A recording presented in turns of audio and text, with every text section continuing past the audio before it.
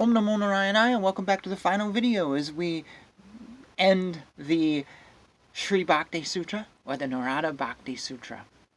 We're starting today with verse 51. Pure love of God cannot be easily described. It is like a feast tasted by a silent person who will not describe the experience to others. Pure love of God becomes manifest in some rare souls. Pure love of God is free from material qualities and material desires. At each moment it grows greater and greater. It is never broken. It is spiritual and free from material contact. This pure love of God is directly experienced by great devotees. When one attains pure love of God, he sees the Lord everywhere. He always hears about the Lord, speaks about him, and thinks about him. The beginning stages of bhakti, devotional service, may be classified in three divisions.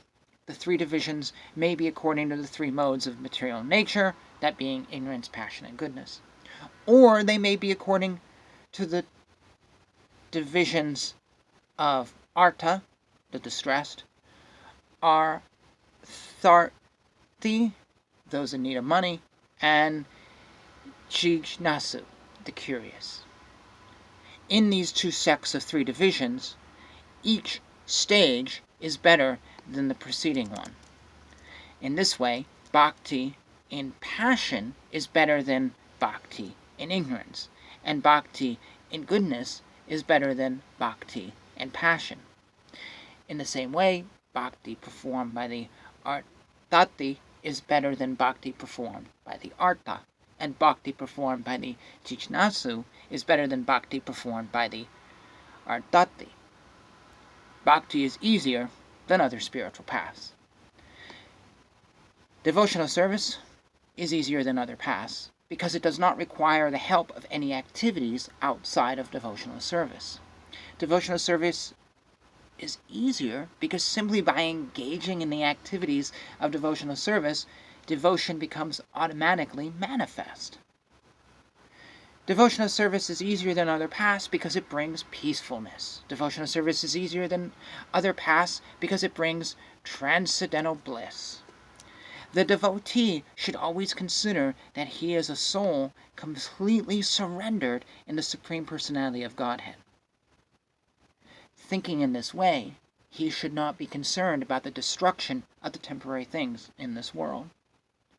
As long as the perfectional stage of devotional service is not attained, ordinary work in this world should not be given up. However, the fruits of work should be given up, and in this way there will be progress on the path of devotional service. In devotional service, one should not hear about women, money, atheistic philosophy, or blasphemy of the devotees. Pride, hypocrisy, and other faults should be given up. All activities should be offered to the Supreme Personality of Godhead. It is even possible to engage in lust, anger, pride, and other inauspicious qualities in the Lord's service. One should become free from the influence of the three modes of material nature and become the eternal servant or the eternal lover of the Supreme Personality of Godhead. In this way, one should develop pure love of God. Those devotees who are completely surrendered to the Lord are the best. As they discuss the topics of the Supreme Personality of Godhead, their voices become choked, they shed tears, and the hairs of their bodies stand up in ecstasy.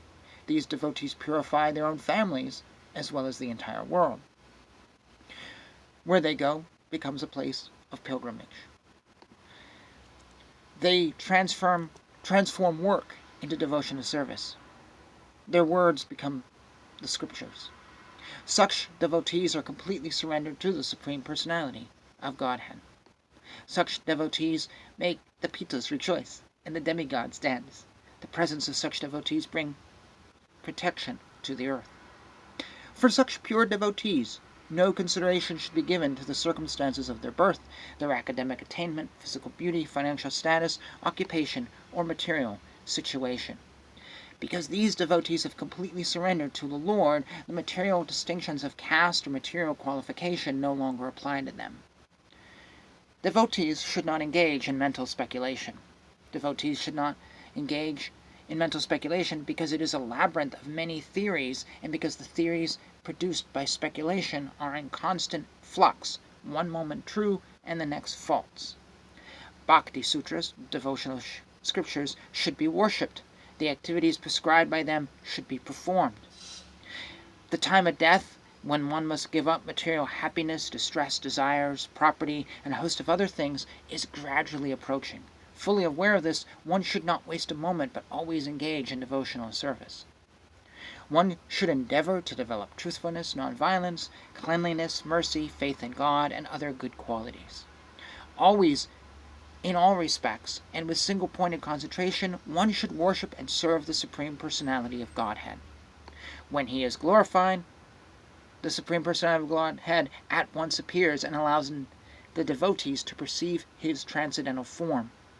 Devotional service, bhakti, to the Supreme Personality of Godhead is the best of all spiritual paths. Devotional service is the best of all spiritual paths. Although devotional service is one, it may be divided into the following 11 categories. Attachment to chanting the glories of the Lord's transcendental qualities. Attachment to the transcendental form of the Lord. Attachment to the worship of the Lord. Attachment to always remembering the Lord. Attachment to rendering service to the Lord. Attachment to serving the Lord as a friend. Attachment to serving the Lord as a conjugal lover. Attachment to serving the Lord as a parent. Attachment to surrendering everything to the Lord. Attachment to taking shelter of the Lord. Attachment to loving the Lord in the mood of separation. The Kumaras, Vasya, Sukadeva Goswami, Sandala Muni, Garga Muni, Vishnu Swami, Kundya Muni, Anatasesa, Uddhava, Aruni, Maharaja Bali, Hanuman, Vibhisana, and other teachers of the path of devotional service, Bhakti Acharyas, who are all completely surrendered to the Lord and unafraid of what ordinary non-devotees may say to criticize them, all describe the path of devotional service in this way. One who has great faith in these auspicious instructions spoken by Narada Muni attains the dearmost Supreme Personality of Godhead. And thus ends this sutra. I do have some issues with this sutra. So the things I read on this channel are things that I find that are interesting, that I would like to read, that I think would be interesting to others. I am not necessarily reading things that I endorse or that I believe. They may be from paths that I follow, paths that I don't follow. I'm reading things to learn and to share, and maybe you don't have time to read something, so I can read it for you. And this particular sutra, I've got some issues. Oh boy. I apologize for my damaging of Sanskrit where I said artharthi and chichnasu. I've never seen those words before, so I don't know how they're actually pronounced. So apologies for that. Where was the thing? Bhakti is easier than other spiritual paths. Well, maybe compared to yoga, it might be. But honestly, it seems to me that if becoming a pure devotee, according to what we read in the previous video, is rare, and a pure devotee is hard to find, as I said in the other video, then actually, is bhakti the easiest? Bhakti might be the hardest, or a hard one, or actually maybe there is no easy way. Bhakti requires a lot of things from you. And many of those things are not easy. I don't know 500 years ago, but I know today they're not easy. Some of them might be impossible to do. So, is bhakti the easiest path? I do not think it is. I think it is very hard. I think it is easy to go through the motions of bhakti. I think it is easy to say, I love me some God. But when you get down in the nuts and bolts, is it really? Is that it? Is it just saying the words? No, there's so much more than that. I have friends who, they're full of bhakti. I've been criticized because I'm not full of enough bhakti by them. But the thing is yes, I may look at them and go, wow, they actually are full of all this love and passion, but whenever a hurdle comes in their way, they walk away. I'm done. So they're giving up. So what is the bhakti then? It's just words until something hard comes in. I was like, yeah, I'm done. Sorry. It's too hard for me now. I gotta go find another guru. I gotta find another teacher. And they do. I gotta find something else that works for me. So are they really on the path of bhakti? No, they're on the path of word service.